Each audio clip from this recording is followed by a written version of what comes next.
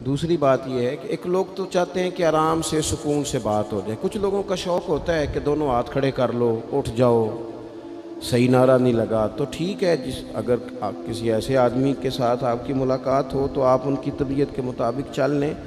पर हम तो भाई ज़रा, वो एक बुज़ुर्ग की मैं बात सुन रहा था तो किसी ने उनसे कहा शख्स सवारे मैदान खिताबत, तो कहने लगे मैं तो पैदल चलने वाला बंदा हूँ। तो आपने मुझे शाह सवारी कह दिया, तो जो पैदल है उनकी भी तो सुननी चाहिए ना। तो आप मेहरबानी करें, मैंने दो चार बातें करनी है आपसे। फिर आपने मुझे बताना था कि आपको वीडियो के लिए बुलाया है, तो हम निरी वीडियो भेज देते, गुजारा चल जाता। आपने और फिर इतनी मुश्किल से लोग बैठे हैं, गर्मी बड़ी सख्त है, और मैं देख रहा हूँ कि उलमा भी बाज़ जगहों पे अवाम के अंदर मौजूद हैं, तो थोड़ा मौका दें। कोई बात खींचनी नहीं, कोई लंबी नहीं करनी, बिला वजह किसी बात पे ज़्यादा वक्त नहीं लगाना। जो चंद ज़रूरी बातें हैं वो आपकी खिदमत में अर्ज़ करनी है। सबसे पहले तो ये बात याद रख लें कि हमारा जो नबी पाक अलैहिस्सलाम के साथ ताल्लुक़ है ना, वो बड़ा हसास है। इंसान के बहुत सारे रिश्ते होते हैं, सारे हसास नहीं होते। ढेरों सारे रिश्ते होते हैं, सारी बेटियों को ही अपनी बेटी समझना चाहिए, लेकिन बहुत सारी घरों में आजमाइश होती है। खुदा न खास्ता अगर बाप रात टेलीफोन पे सुन लेना कि बच्ची बात ठीक नहीं कर रही, कुछ दुखी है, हालांकि वो दुख ना भी बताए, तो सारी रात नींद कोई नहीं आती, क्योंकि इस रिश्ते में हसासियत बहुत है। सब जगह पे इंसान परेशान नहीं होता, लेकिन खुदा न खास्ता उसकी माँ परेशान हो तो फिर वो बंदा बड़ा बेसुकून होता है, बड़ी तकलीफ़ में आ जाता है। अज़ीज़ दोस्तों, सबसे झगड़ा करके बंदा परेशान नहीं होता, लेकिन अगर उसका अपने घर झगड़ा हो जाए ना, तो ये बहुत सारे लोग जो बाहर जिनकी मोटरसाइकिल की टक्कर होती है ना, ये दरअसल बेचारे घर से परेशान निकलते हैं। जाने किस उम्र में जाएगी ये आदत मेरी, रूठना उससे तो औरों से उलझते फिरना। कई दफ़ा इंसान इस तरतीब से भी परेशान होता है।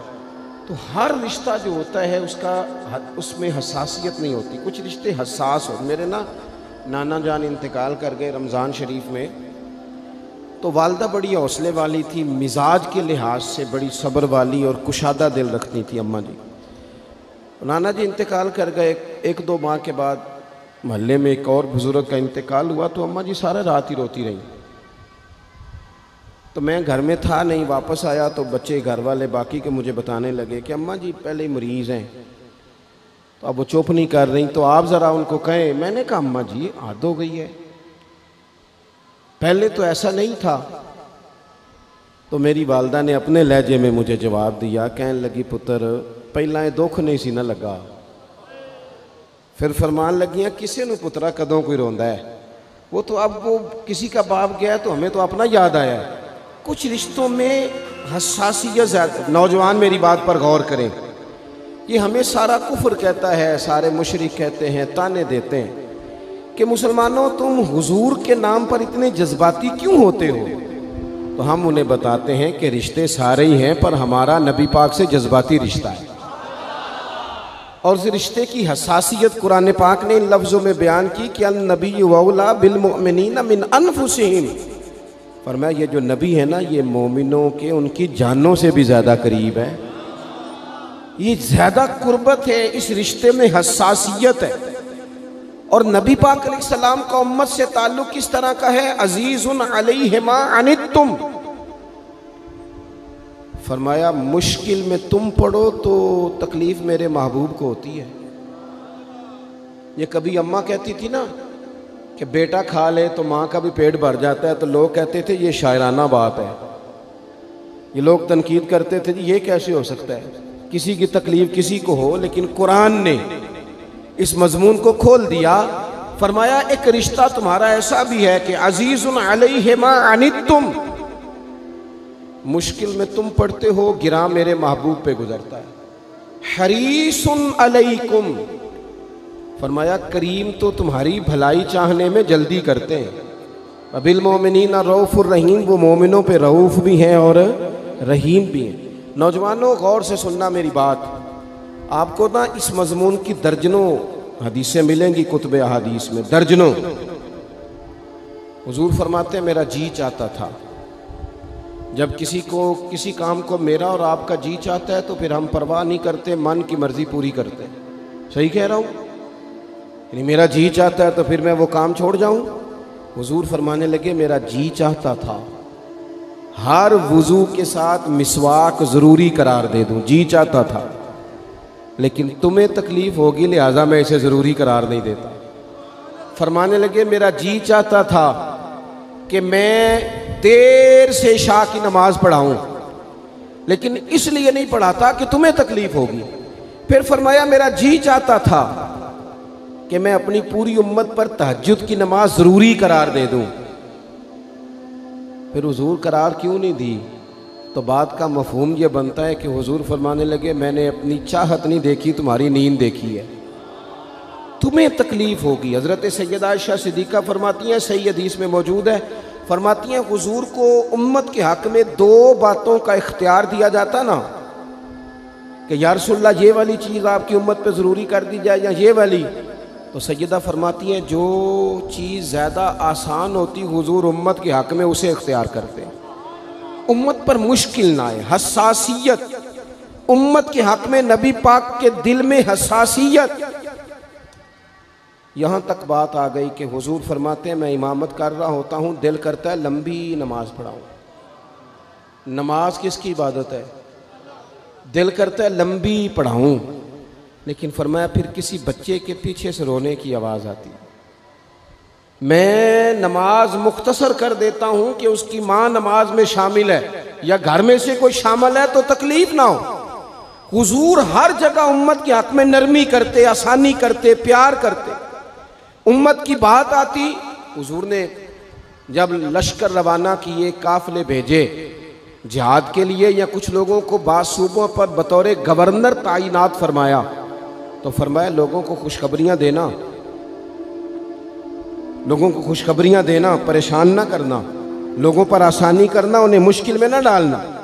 हुजूर उम्मत पर आसानी करते, क्यों? इस रिश्ते में हसासियत है। जब कुरान मजीद की वो आयात नाजिल हुई ना जिनमें सख्त अहकामात हैं, तो महबूब कई दिन रोते रहे अपनी उम्मत की इस तकलीफ में कि ये दोज़ख में जाएंगे। कई दिन तक हुजूर ने आंसू बहाए। सारा कुछ जानने वाले रब ने पैगाम भेजा, हजरत जिब्रील हाजिर बारगाह हुए, या रसूलल्लाह रब फरमाते हैं परेशान क्यों हैं? कहा अल्लाह ने सख्त हुक्म दे दिया है, उम्मत कमज़ोर है, कैसा पूरा करेगी? अल्लाह करे आपकी पूरी तवज्जो हो जाए मेरी बात पर, आमीन तो कह दें, आमीन तो कह दें यार। अल्लाह करे आप पूरे जाग जाएं और मेरी बात आप गौर से सुने, तवज्जो करें। अजीज़ भाई इस पर गौर करो, इस हसासी, आज उम्मत को कहा जाए ना तो दाढ़ी शरीफ रख ले, उसमें हसासियत ही नहीं आती। वो कहते हैं पीर साहब आप दुआ करें, तो मैं कहता हूँ जब आप तनख्वाह लेने गए थे तब तो नहीं दुआ करा के गए थे। उस वक़्त भी कहना था मुश्किल हो रहा है बैंक तक जाना, तो मैं तो नहीं जा सकता, दुआ कर दें। जब आप माल हासिल कर रहे थे किसी जगह थे, वो तो बड़ी आसानी से आपने ले लिया, और दाढ़ी के लिए पहले आपको वजीफ़ा दिया जाए, दुआएं की जाए, आपके लिए चिल्ला किया जाए, फिर आप सुन्नत शरीयत की तरफ आएंगे। हसास रिश्ता, रसूल कायनात आंसू बहा रहे हैं, किस तरह ये उम्मत हिसाब देगी अल्लाह के हुजूर? कैसे? बड़ी काहली है हमारे अंदर, बड़ी सुस्ती है, हम बड़ी आजमाइशों में। हुजूर जानते हैं जब महबूब कई दिनों तक रोए, अल्लाह करे उम्मती भी कभी कभी हुजूर की याद में रोए। एक तो ये हमारी महफिलें हैं ना जिनमें मजबूर कर देता है ख़तीब, वाइज़, नात खां, तो मजबूरन भी सुभान अल्लाह कहनी पड़ती है। काश कभी घर में बैठे बैठे भी दिल करे और हम किसी नात खां के दरवाजे पे स्पेशल जाके दस्तक दें और उसे कहें दिल बड़ा परेशान है, मदीने वाले की कोई नात तो सुनाओ।